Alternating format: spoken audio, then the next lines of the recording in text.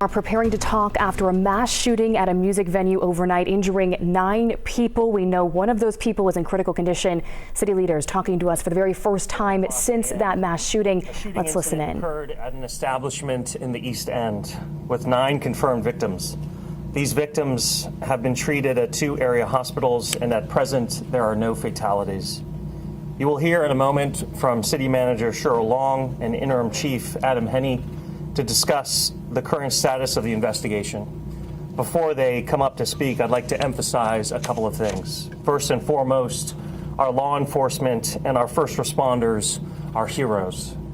That is true for the officers who are on site as off-duty detail, for those who responded to the scene to ensure the safety of everyone nearby, for those who are working nonstop overnight through the morning up until right now to deliver justice, as well as all the medical staff who worked to save lives. Second, this is a dark moment for our community. It's horrific. It's unconscionable. And I understand the fear and the trauma that so many in our community are experiencing right now. We're talking about a large, open crowd expecting to enjoy their night peacefully. And instead, an unimaginable tragedy occurs due to senseless gun violence. This is not and cannot be acceptable. Our police and our partners have a job to do as the investigation continues. They and our city leaders understand the responsibility that we have to do everything it takes to ensure that there is justice, to be present in the community, and to make sure the resources and tactics are there to protect our residents. And we are also committed to providing updates to all of you as we get more information. Our entire city's hearts and focus are with the victims and their loved ones during their recovery. This is a challenging day for our community, a challenging day for the region. But together we will continue to fight for public safety and continue to hold these violent aggressors accountable. I'll now bring up City Manager Cheryl Long.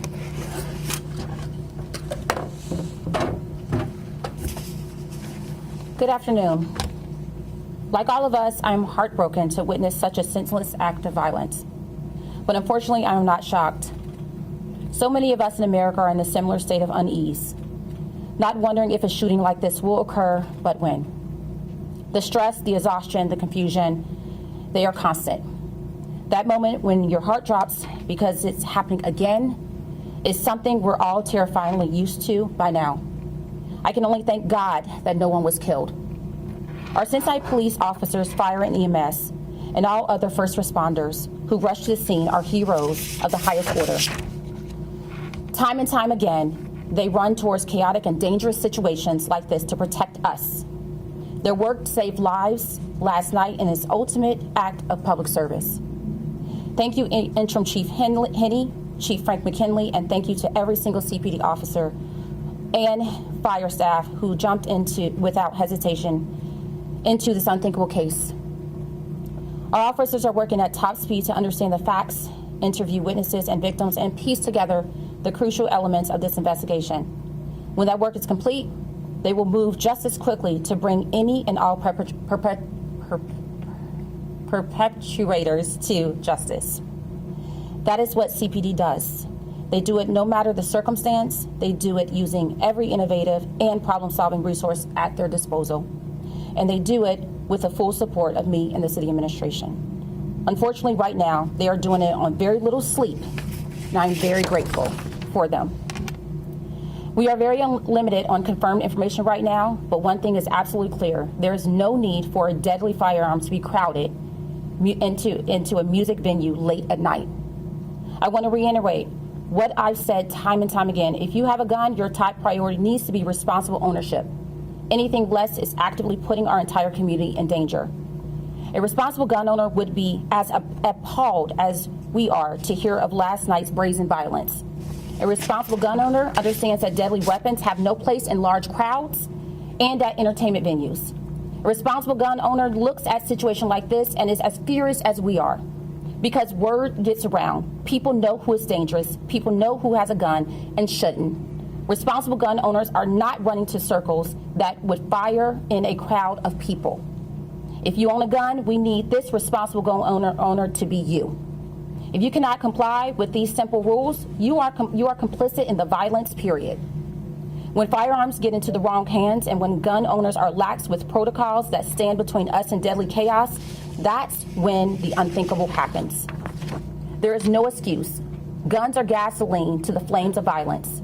They amplify the destruction and overrule any sense of resolution. Gun owners are responsible for keeping their dangerous weapons far away from people and venues where they have no place. Please help us prevent more senseless violence. Stand with us and say that this careless treatment of human life is not acceptable in our city. Never has been, never will be. Join us to protect our neighbors, our families, and our fellow Cincinnatians. I also want to remind everyone, the city invests in helping families and individuals navigate gun violence. Like the incredible work of CPD's Victim Assistance Liaison Unit, led by Karen Runze. Karen and her team are the ones who step up and help when everything feels like it's falling apart. They help victims and families and their communities make sense of violent acts, as well as other crucial support for often difficult day-to-day procedures that victims never anticipate needing to deal with. I am also grateful to the Hope and Shield Network at UC Health and Cincinnati Children's, which activates to provide victims of gun violence who are admitted to the hospital connections to social services and wraparound care as a standard component of treatment. Between the incredible work of CPD and the network we've built to respond to violence, I am confident that we will see justice swiftly served in this case. At the same time, the resources we have are made even stronger by the support of people who know something we don't. If you have information about this crime, if something about this is sounding an alarm about someone you know, please do the responsible thing and talk to the police. We cannot be safe if we protect the people who harm us. Again, I thank God that no one was killed in last night's shooting, and I'm eternally grateful to the first responders who put their lives on the line to protect our city. Thank you. And now we have Interim Chief Henne. Good afternoon, everyone. Like the mayor and the city manager said, first off, I am so thankful that no one lost their lives during this horrific event early this morning. This is a tragedy that is going to be investigated to our fullest abilities, and I'm very confident we're going to find those who are responsible and bring them to justice. Secondly, once again, for those officers and those firefighters that responded to this incident, I need you to think about, one moment there you are doing your job and you're having an event that is extremely peaceful, just like all the other events that happen in our city that are extremely peaceful. And then in a blink of an eye, we're having something at this level, a critical incident at this level, that you have to immediately respond to and fall back on your training.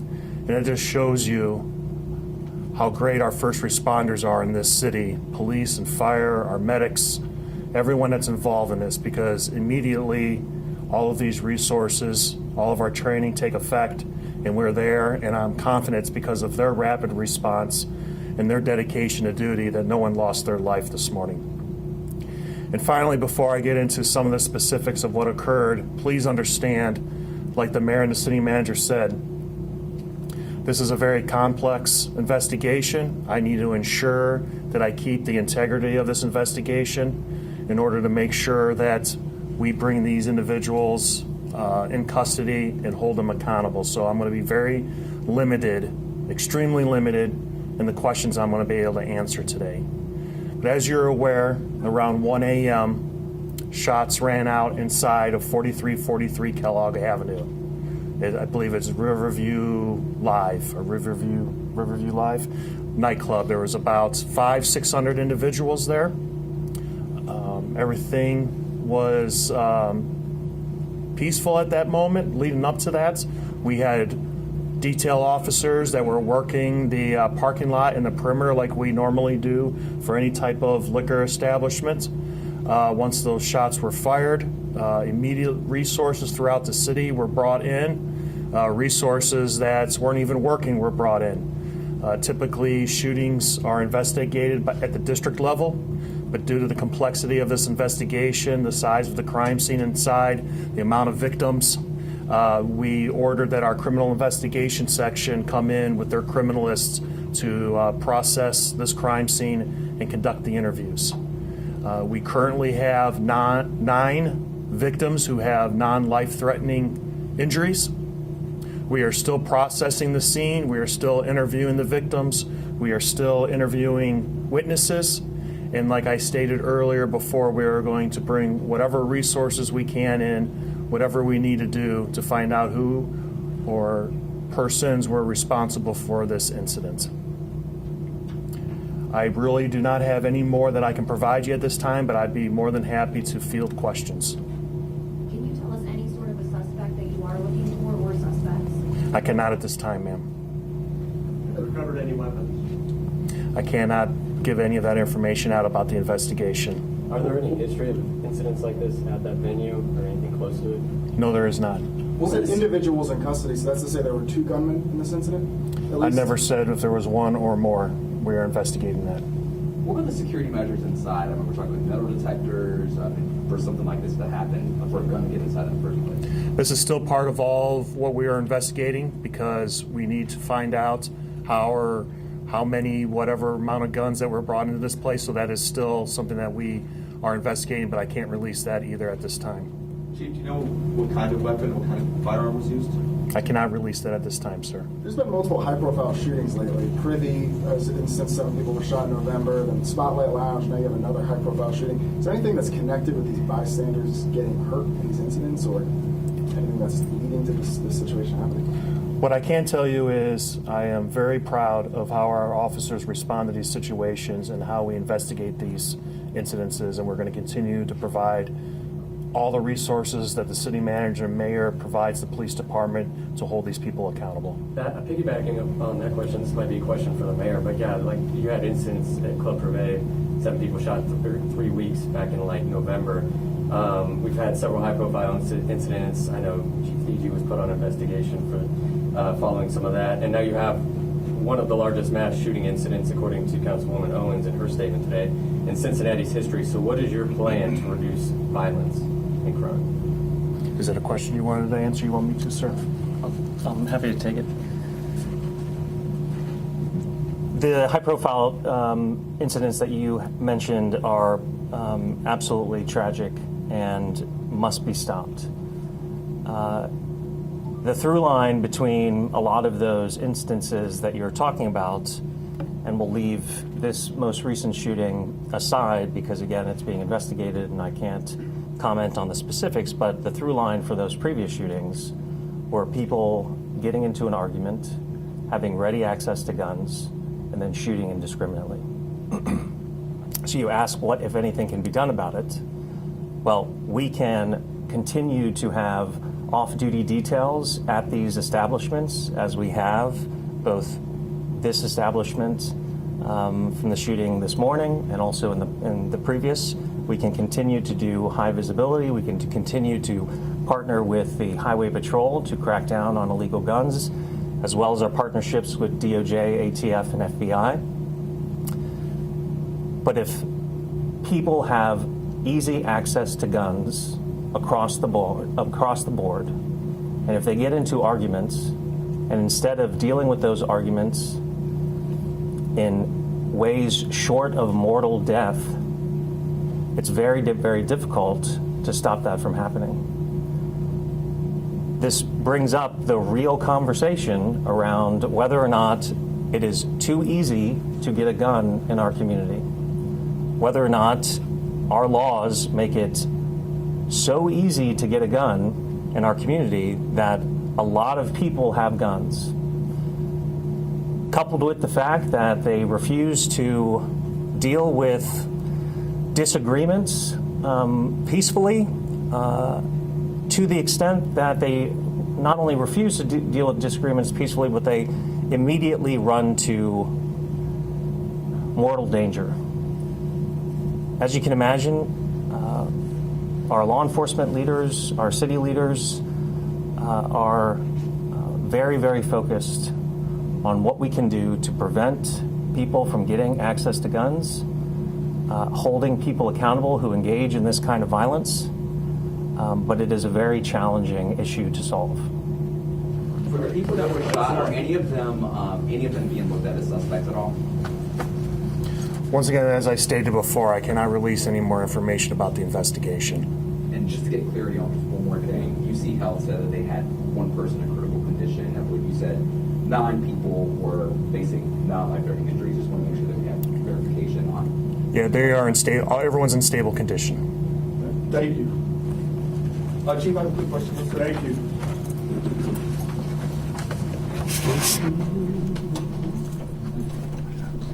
Well, there you have it. City leaders responding for the very first time since that mass shooting at Riverfront Live there in the East End. We learned some new details, some of that being that all 9 people have non-life-threatening injuries. That is the good news here, and no fatalities. Now, we heard from Mayor Aftab Purival first, and the first thing he said was a thank you to our law enforcement, calling them heroes, saying that they were very quick to respond, and that was part of the outcome that we saw here. The second thing he said is that this is a dark moment for our community. Of course, highlighting some of the string of violent incidents we've seen over just the last few weeks. Of course, as temperatures have gotten warmer, he spoke directly to that point, saying this is unacceptable. Then we heard from City Manager Cheryl Long. She echoed that statement. She, you could tell, was very frustrated when she spoke, saying that she wasn't shocked by what's going on. She said for some cities, it's not a matter of if violence will occur, it's a matter of when. So she spent a great deal of time thanking first responders as well. And she also spoke to the responsibility of gun owners, spending several minutes talking about responsible gun ownership, what that looks like, and saying part of the problem we're seeing is that those with guns are not being responsible. They're choosing to use those to settle arguments, and saying that she was very frustrated with that. She also had a sense of hope too, saying, quote, she is very confident that justice will be swift. Now, we then heard from Interim Chief Adam Henney. He said this is a very complex investigation, not giving us a lot of information. We do not have any suspect information. We also were not told if guns were recovered from this situation, also not saying much about the number of suspects. Now, there was a very poignant moment there where Mayor Aftab Purival was asked, what happens now? What is the response to some of the violence that we've seen? I want to bring in my co-anchor, Aaron Thomas, who joins us from inside that press conference. Aaron, a really powerful answer there. He explained kind of the complex issues surrounding this string of violence. What did he have to say about his plan moving forward after what we saw last night?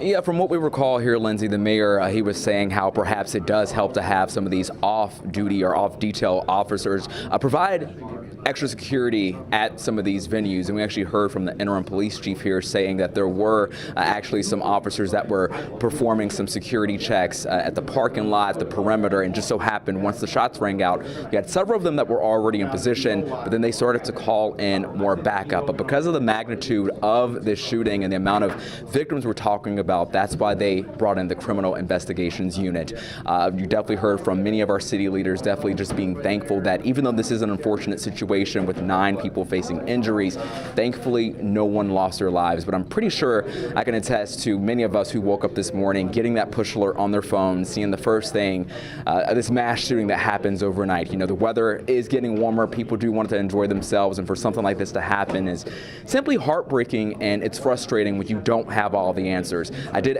find out if any of the people who were shot, if any of them were being looked at as suspects at this point.